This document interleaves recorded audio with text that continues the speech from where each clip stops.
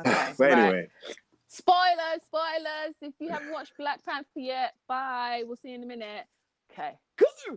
so So, well, where should we start? So, did everyone enjoy it? What do you all think? Yes. I loved it. I Yes. straight loved that movie. Yes. I can't remember how it started now. No. Yeah, how did it start?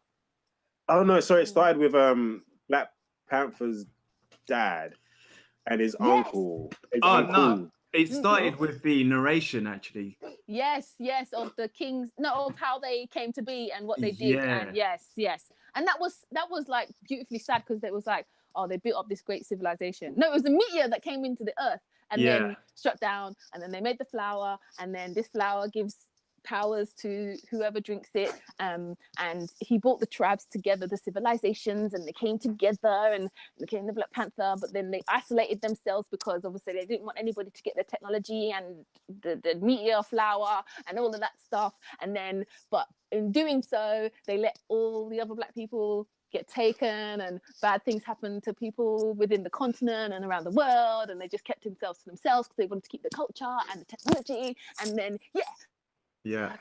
So that's the synopsis. That's the synopsis. Oh, days. I like the film. So that even when I first watched it, I thought that was actually Chaka telling the story, but I actually think it was at what's Eric's father. Actually, that makes more sense. Actually. Yeah, to him. Yeah. And that's what makes it even more kind of like heartbreaking in a sense. Yeah, sad. Yeah. He was telling his son, his son's growing up in New York. His son, Killmonger, growing up in New York. We know what it was like, where it's like in certain neighborhoods in New York, and he's like, and they're actually from, they're not from New York. Well, they're not from New York. No, they're from. Where are they from? They're from Boston, I think it is. Oh, okay. Boston. That's because Ryan Coogler's from there. Oh, okay. Yeah, that makes sense. Yeah. He's from there, and I think it's Boston. I'm just double checking that. But carry on. Yeah, I was say even Boston. I know Boston. I know certain parts of Boston is no joke. You know, I know a lot more about the US map than I do the UK map, only because I was listening to hip hop. As long as you know about Oakland. Anyway, so I know Oakland. So I know Boston's no joke, and obviously he's growing up there, and we know what it's like. And to have your dad tell you, son, I came from somewhere so magical, with like the technology is just greater than anything you've ever seen. You know, it's just the most beautiful place you'll ever see. Just, hyping up this fantasy, and then your dad dying by these people that he's been growing up to be told that are amazing. Yeah, exactly. Exactly. Can we just talk about that scene where like my man goes to the door and he's like, there's like two bull chicks outside, and he's like, because they won't knock twice. They ain't gonna knock twice. They're not gonna knock twice. And then they came in, and then they were talking, and then man just lowered the lip, and I was like, okay, and then he was just like tap tap with the spear, and then it went dark, and the man was there, and I was like, it was beautiful. It was beautiful. Yeah. Like if you're gonna get any type of, if you're gonna embody a Black Panther, and then like just embodying the characteristics of a cat, having that kind of stealth, that smooth stealth, and then you layer it with like just black smoothness. It's great. So carry on as you go. It was sick. And actually, the T'Chaka, you see how young he looks, and he looks exactly like the yes. I heard that was his actual That's his son. Is his son really called Denzel Whitaker? No, is it? I don't think it's the son. I think the guy who plays Forrest Whitaker's character. I think that's who. But they're not related. Yeah, I know, but it's like the names. We got to be extra. We got to be extra. I really hope he becomes famous. That would be so sick. Yeah, it was. That's hilarious. That's too funny. That is too funny. But yes. But anyway, sorry, you were saying. Yeah. So yeah, I think that whole intro was pretty dope, and it was it's like I think halfway through the film I was like, but wait, what was all that thing at the beginning about then? And then just as I thought that's when came full circle. Yeah. I like the way they did that. Yeah. So I just thought it was someone who just escaped or one of his spies. Yeah. And then when he comes in, he's saying, "Yeah, oh, he's your brother." Blah blah blah. Yeah. I never thought that that the boy downstairs was his actual son. Yeah, because it was just this kid looking up. Broke my heart. Yeah, that broke my heart. I thought it was just a kid in the street playing basketball. Yeah, it doesn't show him going in the building. He's just looking up, like. Yeah, but it makes sense because when they knocked on the door, he looked down. He went out the window to look if his son was still there. Yeah, so it's pretty sick, man. Yeah, no, and it's just that I think obviously the Killmonger, I think he's overcapsulated. Is that a word? He's kind of overshone T'Challa slightly in this film. I think so. He was definitely the more interesting character. Yeah, just because I think all of us as diaspora children can relate to him so badly. Do you know what? It'd be for me, just thinking about it, it'd be really interesting to see if our point of view of the film is different from Africa. I was just thinking that because I was like, because you always have these conversations of whatchamacallit? Oh, sorry, my battery's going crazy. You always have these conversations of how do people who are born and bred in Africa, how do they view us as, you know what I mean, descendants? Do they even view us? You know what I mean? Like, are we brothers and sisters or cousins to them, or do they just see us as non-African? Because to me, I'm always thinking, but I'm from this place. I just don't know which part. Which part, which tribe. Kind of thing. So it's mad. It's mad to think I never expected to kind of really not empathize, but really resonate with Killmonger on that level. Yeah, I think the thing with Killmonger is I personally think. Let me have a quick think. Actually, I think he is probably the best one. I think he is the best villain because, in my opinion, I think he's better than Cottonmouth. Cottonmouth didn't have that much time anyway. Sadly, that's going on with something different. He's better than Loki. I think Loki. If you compare Loki to Killmonger, Loki just comes across as spoiled. Really? Yeah, exactly. He's adopted. Yeah, that wasn't your dad. Yeah, so what? But he took care of it.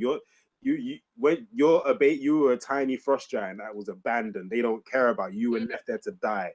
Yeah. And this guy, a king, adopted you, raised you as your own. Raised you as his own, and you were like, "Oh no, I'm not about that. I'm going to be ungrateful about it." Yeah. There was none of that. You actually feel for Killmonger. Yeah. Exactly. He was from this place that basically rejected him. Yeah, exactly. And who wouldn't be hurt by that? Even that whole rejection and that whole story on that side, I think, there's not been any other villain in the MCU that's come close to the reason why he's a bad guy. For me, I kind of compare him to Doctor Doom, and that's why I like Doctor Doom so much. It's because he's kind of he's kind of misunderstood. You gotta listen to their story before you understand where they're coming from. And the reasonings. I think as well as everybody else's more or less backstory that's been put in a film. It's this, they've had a hard childhood, and I think all of them have had hard childhoods. But it's like they haven't tried to really connect with other viewers on that level. Whereas with us, it's more of this hit us ancestrally. You know what I mean? Yeah. To me, Killmonger isn't a villain. To me, he's just an anti-hero. Because even when he got the throne, he was like, I'm going to help the rest of my people. Like for the rest of our people, you're still thinking about us. Yeah. You know what I mean? Like, yeah. like, yes, but no. I Reason why I'm I know you. I'd rather you go first. I was gonna say the reason why is because he was gonna do that. He was gonna allow us to have weapons or what we need, but I think that he was wrong in a sense of trying to take over and conquer everyone else rather than actually, going the route that what's her name was actually spoke to him about. Lupita Nyong'o's Nakaya. Oh, yeah, because when she was talking to him about actually going out and helping people rather than staying secluded, I think that was the better way to do it rather than the Killmonger. Let's go out and show everyone what we're made of, and everyone up. He would. Although I see him as the villain because he clearly was. I just understood him. I understood where he was coming from, and I understand his reasons why he wasn't just this evil. I'm going to take over the world, or I'm just going to destroy you for. Because I'm like that. He had a clear reason. And he was just. I don't want to say misunderstood. He was literally a product of his circumstance. Exactly. That's what he was. Exactly. But him going around, he was clearly versed in Black history and obviously how he grew up and whatever. Yeah. And he was going to go and do what was done to Black women and other dark races, which was basically colonized. And I'm like, don't do that. Don't do that. Yeah, exactly. I was like, no. I'm like, yeah, I'm with you, but don't do that. Yeah. Oh, question for you. Sorry. Go ahead. No, after going. I was just going to say, go on about Killmonger. Like, what did you guys think of other characters, such as like, what did you actually think of, or Nakia, or like, what did you guys think of her? Sorry, say that again. Sorry, you just broke up there. Did you say what you think of other characters? Yeah, like Nakia or Okoye. Okoye is like just greatness. She's just greatness. The mere fact, like, and it was just the subtlety of like, obviously she had the gold rings around her neck, and all of her other Dora Milaje had like the silver one. Yeah, she was a proper general. Like I just I love that, and I love the fact that her, Nakia, Shuri, and obviously his mother, they had like a big influence of like they're like holding their own as women and really supporting T'Challa, but like, not in a way that was, oh, we're gonna baby you, or like, because I think they were saying this in an interview, it was just like, I think it their characters reaffirm that Black women are for Black men, you know what I mean, in terms of like, we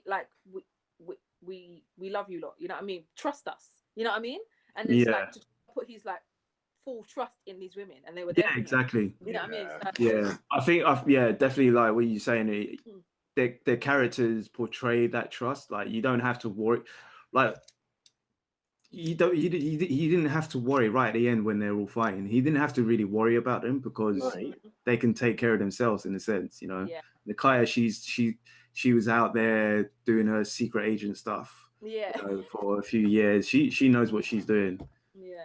The mere fact that your boy that kind of like fucked you over, that was just like, raw, okay. It's just like, oh, okay, he's gonna jump on Killmonger's side, okay. That's one bit I didn't like, actually. I didn't like that bit, how he just totally switched like that. I kind of understand where he's coming from, but I think the way that he just kind of, I think they could have put a bit more in that. I was gonna say, as much as I love the movie, I think that bit was just written badly because he was clearly best friends with T'Challa. And married to Okoye, and some dude comes in off the street, from another country, although he was born there, but not born there. Anyway, some outsider comes in, is like, hey, I've got Claw. And then he's all of a sudden he's like, I'm on your side. And then he literally, because I remember watching it like, why the hell are you, when there was the whole kind of war, I was like, why are you guys fighting each other? Again, I'm like, stop that. Just talk. Yeah. That's it. I didn't like that. That's the question, because my dad was asking, my dad was like asking, he was like, how do you think this is going to affect Wakanda now? Because my man broke the truce now of the four, like the tribes being together, the civilizations being together as one. So now you've had someone who's stepped out and like almost brought an outsider in, because you've taken the side, and you've kind of dismantled that that structure. And now obviously Black Panther's like, I'm gonna go out and do more Black Panther stuff, because I think that he doesn't want to really be king, like he just wants to be a superhero, you know what I mean? No, I think throughout some of the comics, because he was introduced, when he first got introduced, he was kind of like a secondary character. He came on Fantastic Four, then he was on the Avengers, and it wasn't actually until later on when he actually got his own comic that he actually went back to Wakanda. So, and then later on they started doing stories about him spending so much time away and actually coming back, and that was actually a thing in the comics as well, which for what your dad was asking you, I think that's how they're going to do it. Instead of him being away from Wakanda and being a superhero and hanging with the Avengers or Fantastic Four, I think what it could do is actually be like, okay, so now you've broken our tradition of being secluded.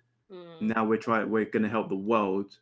You've kind of broken our tradition. So I think that's going to cause different tribes and different people to think a different way about the king and whether he's fit to be king. And I think that's going to cause some problems later on down the line for part 2, maybe. Do you think M'Baku is going to be king, or do you think one of the women's going to take it? One of the women, as in like his Mrs. or his sister? I think maybe his sister would. I'd rather her be the Black Panther than, because she was in the comics as well. Yeah. But I'd rather her. I think I've been seeing some things about her being like the new Riri Williams and the new Iron Man. When I don't want that. Yeah, I don't want that to happen. I'd rather him maybe going over to the Avengers and doing stuff with them. Yeah. And his sister becomes the Black Panther. Yeah. But I think it's too early for that as well. Anyway. Yeah, true. Getting off on theory territory there. Yeah. What was your favorite scenes in the movie, or like one-liners? I never fees. Even though I saw that in the trailer, but when you see that scene in context, it's a good scene. It's such a great scene. And go on. No, go ahead, finish. I was just gonna say that was just my favorite scene. And then when you see him go to save not even save, he what's he going to do there?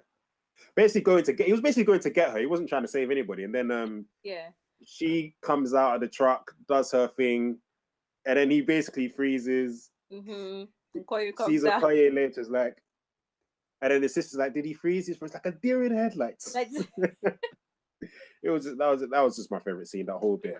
No, my favorite line, would have to be colonizer. Yeah. Oh yeah. That was a pretty good scene. I did like that. The thing is, there are a lot of good one-liners in there. Even what are those? Yeah. I like that. Hey, auntie, when he came in, when Killmonger came as well. Oh, that was real good. Yeah, that was subtle as well, because probably a lot of people didn't even pick up on that. But I liked that. I was in a cinema where everyone knew. Oh, okay. Everyone, it was packed. It was really. My favorite. I've got a couple of favorite scenes. I kind of like the casino scene. I like the way that Ulysses Claw, his character was portrayed. I like that. And I was really upset when they killed him, actually. Yeah, I was surprised by that. I was like, raw. Okay, they killed him. I was really surprised. I kind of understood it, because I was thinking, how would he get him to I mean, I suppose they could have did the cliche thing where he was tied up and whatever, but Yeah, I would have preferred that. I probably would have preferred it, but I understand he was in this movie. He was basically a plot device. Yeah, he really was just a plot device. So I understood why they put him off.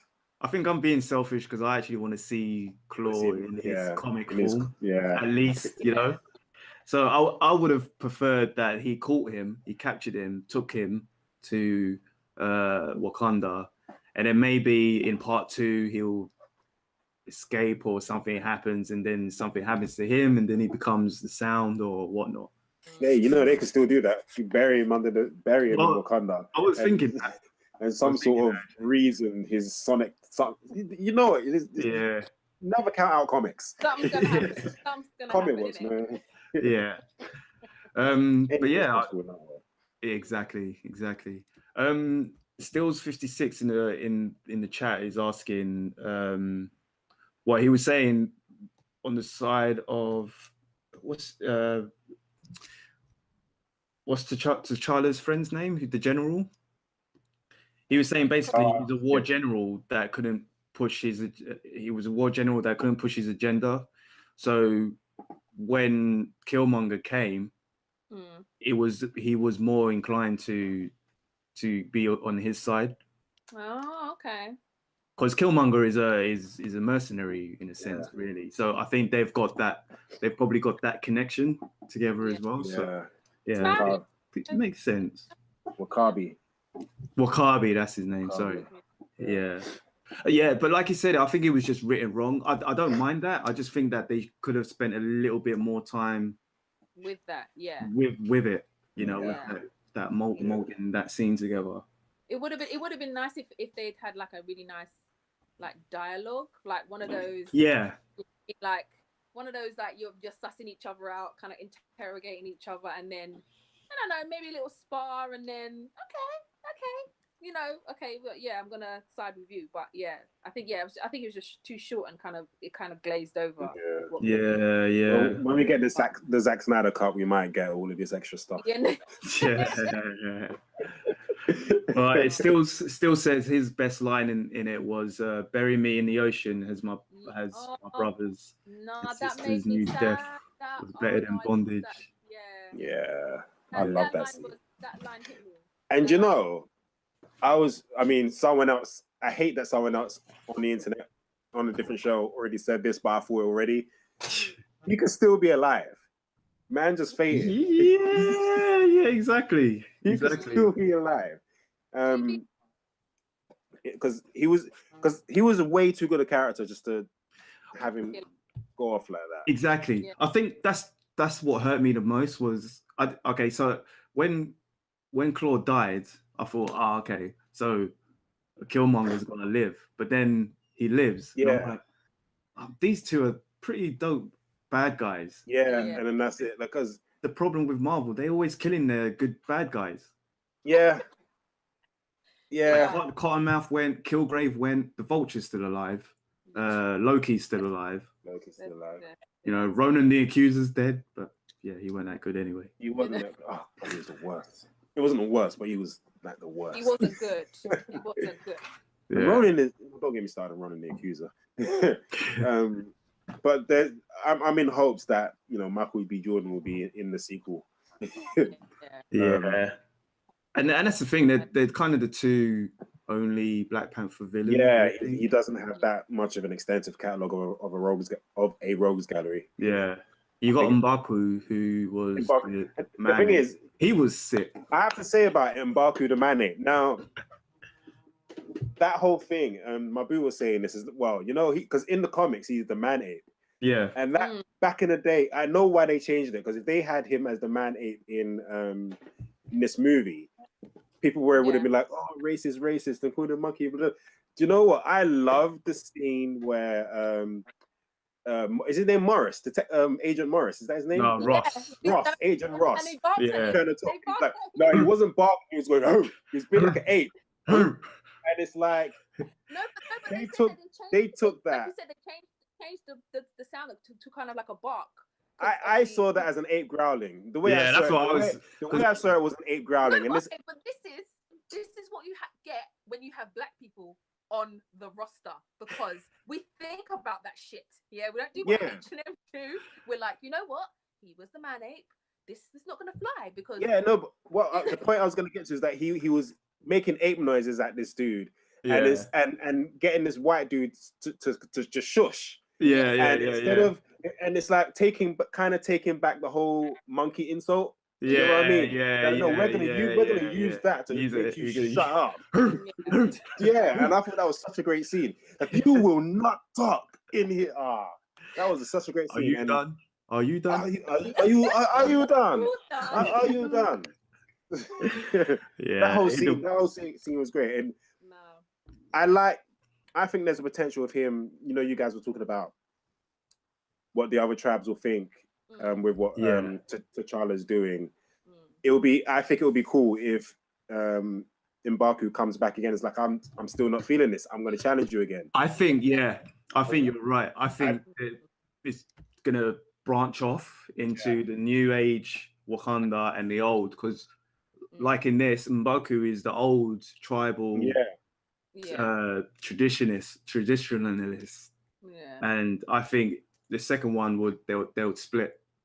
Some people will go over there, some people. Why he came to the fight? Like, I wondered why he came to the battle. Like, he was like, no, I'm not. The thing is, he came because that was for Wakanda. Do you know what I mean? You have to look. You have to just. You can't think of like.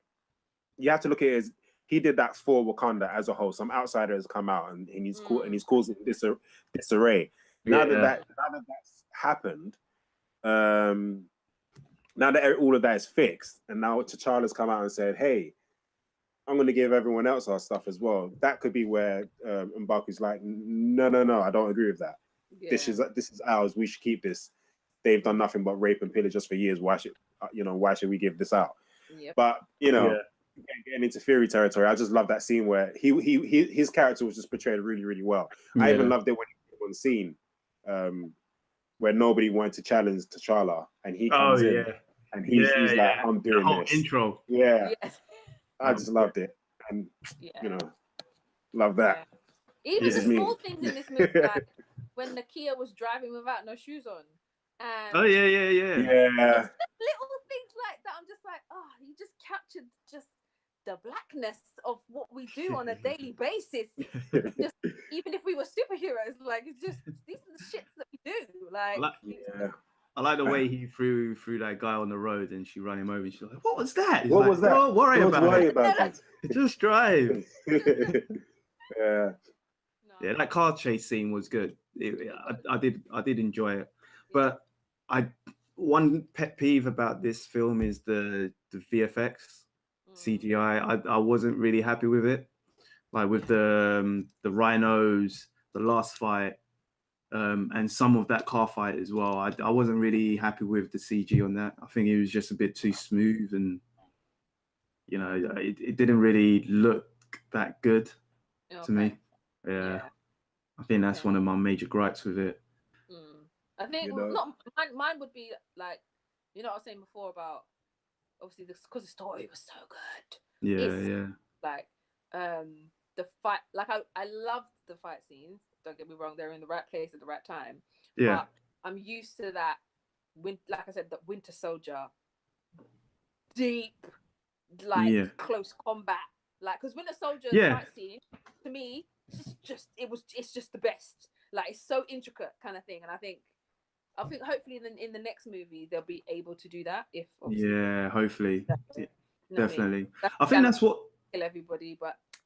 I think that's what makes a good fight scene as well. When you got that close combat choreography.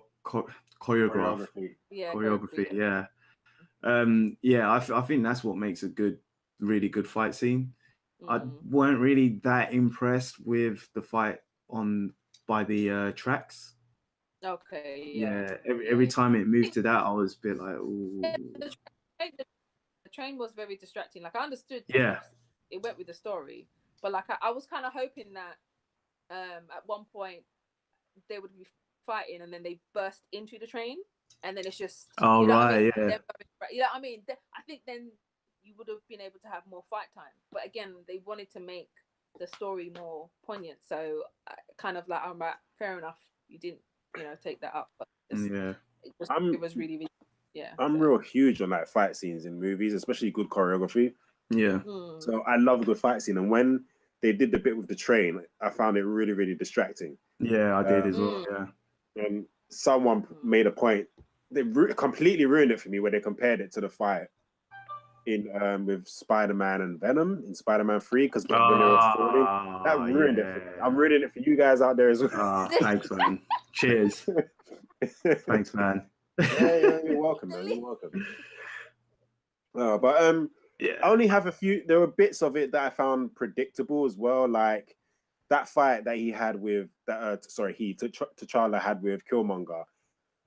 You know, where you've watched movies for for as long as you live. Yeah. You know he's gonna lose.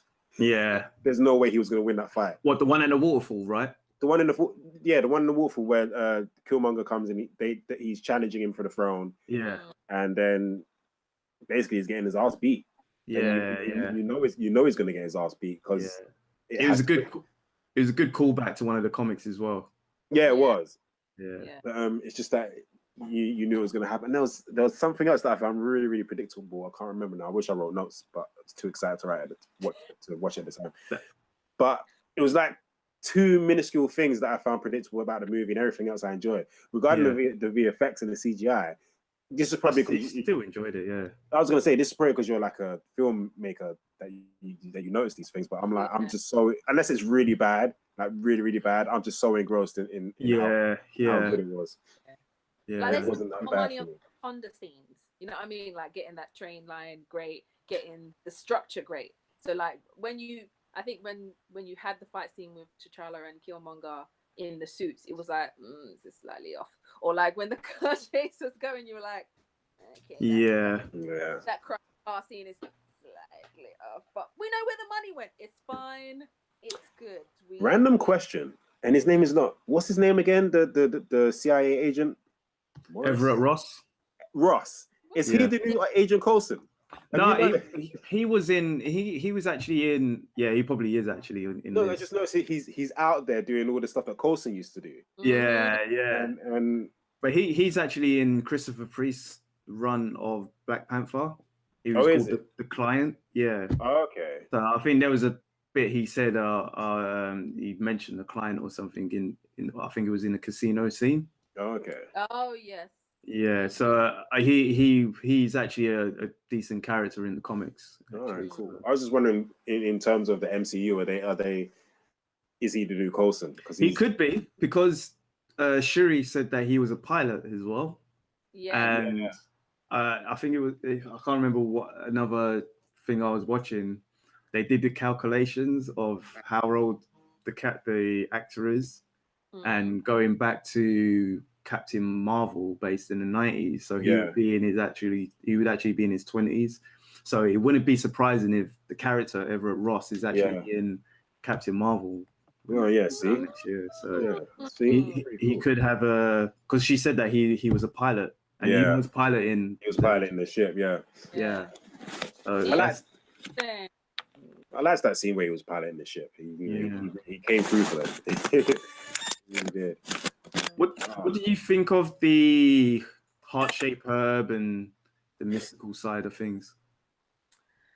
That was done pretty well, because I remember I was watching Us Mightiest Heroes the other day. Is that what the good cartoon is called? Yeah. Yes. And there was a scene where Black Panther is in Avengers Mansion, but like on the rooftop, and he's got his own. Apparently, he set up his own little kind of greenery bit.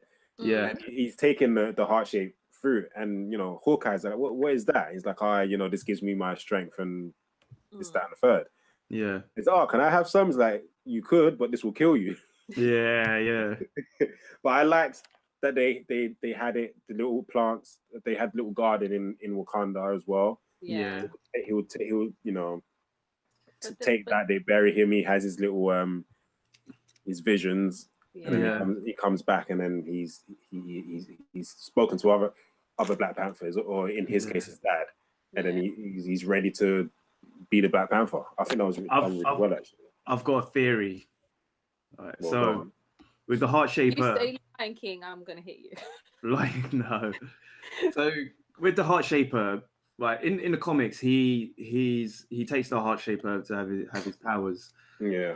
But he's also the king of Necropolis as well. He's basically the king of the dead as well. I can't remember. I think that was Jonathan Hickman's. I can't remember actually whose run it was. But he became the Lord of the Dead, basically. Yeah. So he goes to Necropolis and he can go back and speak to the dead Panther gods. And all the Panther gods that's died, he can go back and speak to them and get advice from them. And I think with what they've done in the film, they've done it with the heart-shaped herb. You can eat it and then you go back and you see the dead souls or the lost souls. Yeah. Which is why Killmonger, when he ate it, he went back to his apartment where his father was. That was sad. That was really sad. That was really sad. But I think that the Soul Stone is probably buried within the vibranium, which is fueling the earth. And when he eats it, it's part of the souls that when he eats it, it goes back to the soul world or the astral plane. Yeah. That would explain why the Chakari. I can never say that. Yeah. Well, it's not the Chakari. It's what they call it. I was gonna say Shia. I almost said Shia. Wrong. Aliens. So many aliens in the Marvel universe. I know. Is it the Chitauri? It's not the Chitauri. The Chitauri was in the first Avengers. Yeah, wasn't that who? No, in Infinity War, it's I can't remember the name of them. They got they got a name. I can't remember the name of them. They got a name. Outriders. That's it. The Outriders. Okay. Never heard that one before. Do you know actually one thing I liked? The first time T'Challa went to see his dad. Yeah. How there was like more than one Black Panther there. Yeah, exactly. Yeah. And his dad jumped. Men and women as well. Which Yeah, no, there wasn't. I don't think there were women there actually. No, Was there? She was on the right hand side of T'Challa's dad, and she had like like how his mum has a crown thing. Yeah. That as well, and I was okay, cool. Singled her out. I was like. Nice.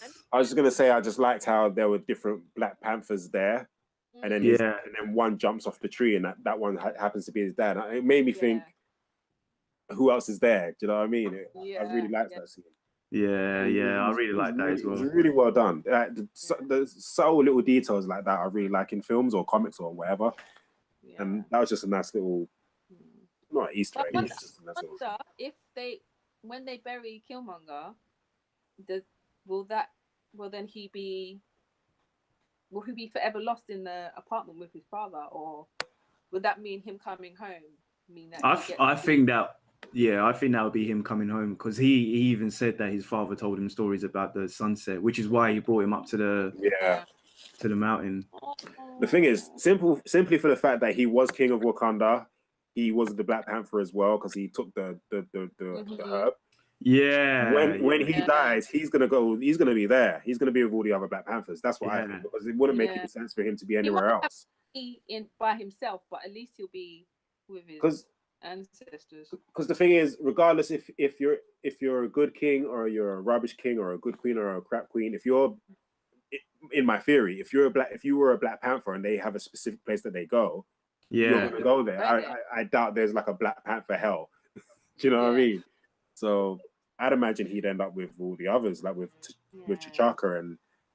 I hope that kind of resets it for him and his uncle, his dad, and I hope that his dad gets to go with him, because that just seems, it just breaks my heart if his dad stay in the flat. He's lost. The lost soul. They're separated. I'm sorry to break your bubble. They're separated. Yeah, he was king of Wakanda. He was Black Panther. What's he doing in the flat for? Sorry, man. Life is hard, man. It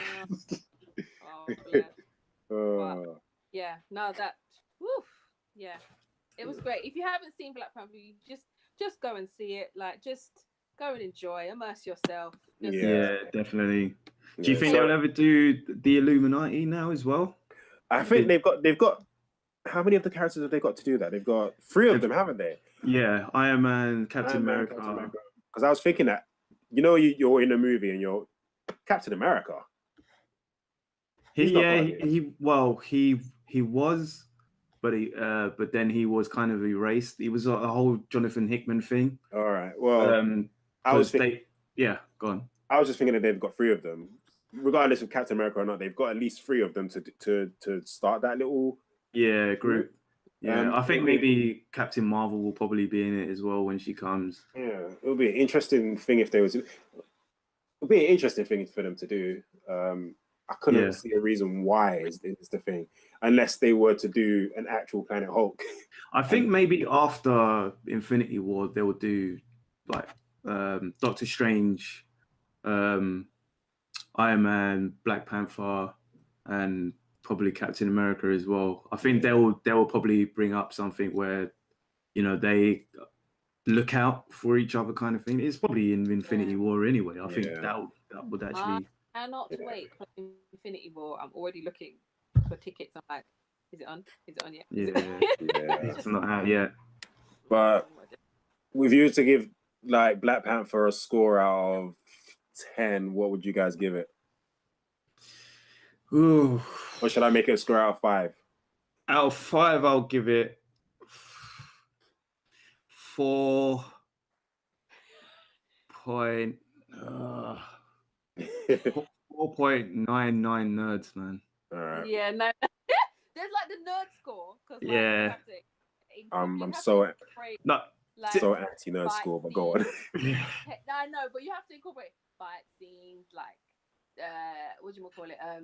CGI, whatever. Yeah. I think that's the. Yeah, 4.99999.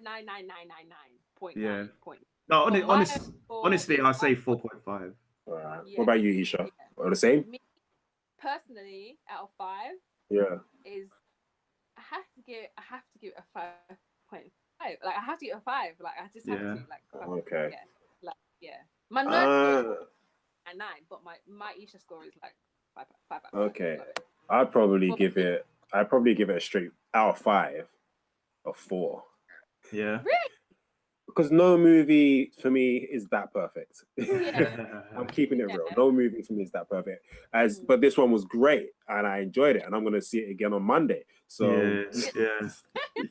and I'll probably see it a good couple times after that. And it was a great movie, but 4 is good enough. Yeah. I think what ruined it for me was the quick switch of the best friends, the visual effects. Yeah. And there was one other scene as well that I can't really remember. Yeah, there was one crazy predictable scene that I saw, which I can't remember what it was, and I knew it was going to happen. Yeah, killing of the villains upset me as well. Yeah. If you was to kill one, okay, not both. Not both. Yeah. That's why you're not getting a 5. But the clothing, the scenery, the characterization, the music, which I will be buying that soundtrack. They definitely need to win the Oscar for that for the clothing. Costume design. I don't think Black Panther's getting that. With Star Wars in terms of best costume, something's wrong. Yeah, I don't think, and I'm not being, because I would love it, but I just don't think that Black Panther is getting those kind of awards. Yeah, but we all know why. Just leave it there. We need to. Like, I really hope one day a comic book movie wins an Oscar. Like, I really hope one day, like, because no stupidness as well, like Suicide Squad. No. Just blasphemous. Stop that. Like, no. I think realistically, in terms of longevity, I think Star Wars should have won one years ago. Yeah. I think one. We should put one in the roster at least once, because I'm just like, rah. What do we have to do? Like, yeah, for real. What do we have to do? This one would, if there was a comic book movie that does deserve an Oscar, even if they're not going to give it for Best Picture, costume design alone, and you're not going to give it for visual effects because there are people that are complaining about the CGI. But soundtrack, costume design, you know what I mean? Even maybe, is there a best actor in that movie? I haven't seen all the other movies, so I won't give it best actor. I won't give it best actor, but definitely costume design or soundtrack. Yeah, one of those two. Definitely. Just before we leave, actually, I'm just going to quickly run down some good Black Panther titles to read, recommendations. So yeah, Black Panther: The Man Without Fear. That was issue 513 to 523. That was after the Shadowland issue of Daredevil. So basically, he's strapped off his throne, his powers, his vibranium, and it's just him. He's taken over Hell's Kitchen because Daredevil Matt Murdock's died. So that's a decent one. Jungle Action, issue 6 to 18. That's called Panther's Rage. And that was actually the first time they've went back to Wakanda. Yeah. And it wasn't just T'Challa with the Fantastic Four or the Avengers. So yeah, it kind of deepens the mythos of the Black Panther and cementing his legacy. Black Panther Volume 3, issue 18. That's Killmonger's Rage. And that's with the scene of him throwing him over the waterfall. That's the scene in that comic.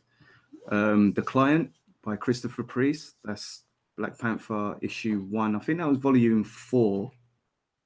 Volume 3.